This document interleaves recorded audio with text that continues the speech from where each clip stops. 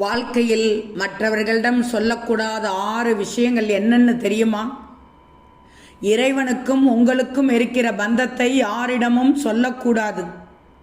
நீங்கள் கடவுளுக்கு வைக்கும் பிரார்த்தனையையும் யாரிடமும் சொல்லக்கூடாது. அப்படி சொன்னால் வேண்டுதல் பலிக்காது. நீங்கள் ஒருவருக்கு தானம் செய்வது என்பது பிறர் அறிய செய்யலாம். ஆனால் தர்மம் என்பது பிற துன்பம் அறிந்து நீங்கள் கேட்காமல் நீங்களே கொடுப்பது. திருமணமான பெண்கள் தங்கள் கர்ப்பமான விஷயத்தை 5 மாதத்திற்கு வெளியில் யாரிடமும் சொல்லக்கூடாது.